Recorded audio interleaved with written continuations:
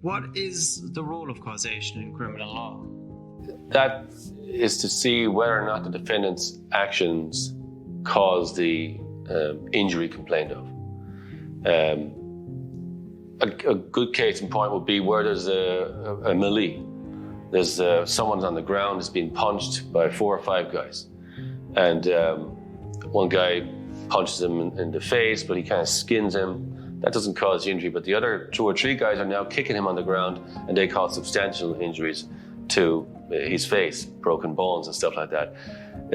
You who punched him, even though you skinned him, you could be guilty of assault, but your action didn't cause the broken bones.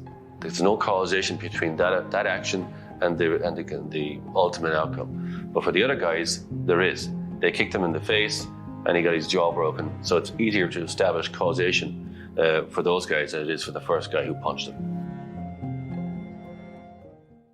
Can your silence be used against you? No, it can't. You often see in criminal trials where a person is under interview and the interview notes might be read out to the jury. But if the person invokes their right to silence and answers each question with no comment, no comment, no comment, that's not, the state are not entitled to draw any inferences from that. They can't say to the jury or to the judge that you can draw a negative inference because this person wouldn't answer any questions. A person may refuse to answer questions for any number of different reasons, but it doesn't mean that they're guilty. Maybe they're paranoid, possibly, or they're upset, or they're scared. And all these things have been shown over the centuries to be reasons why people don't answer questions. But it's not an inference of guilt, and nothing can be inferred from that. How do judges think? It's a really good question. I really don't know how they think. I think that if I had to guess, I would say that when you become a judge, you're removed from your previous position as a lawyer. You're no longer a lawyer. You're now a judge. And when you're a member of the judiciary, you're in a kind of elite club of people.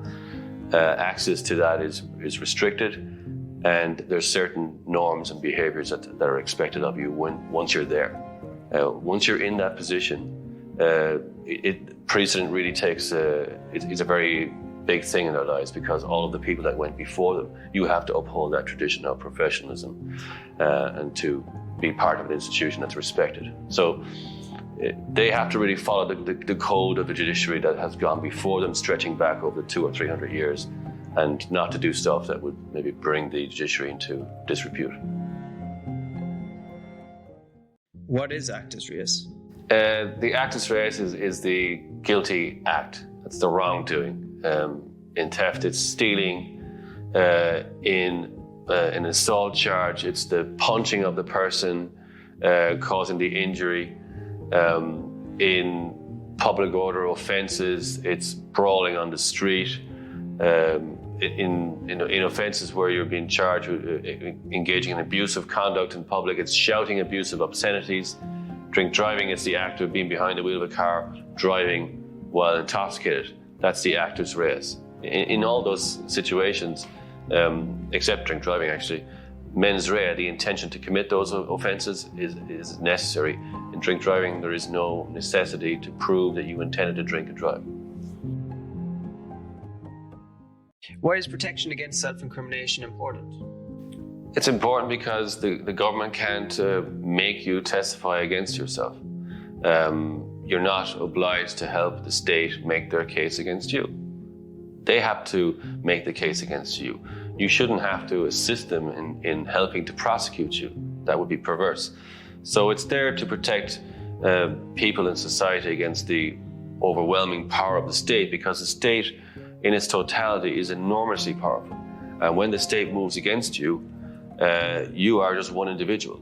And you as an individual cannot withstand the pressure of the state coming down on top of you. So that rule is there to protect you against the illegal use of state power. And it exists in every democracy.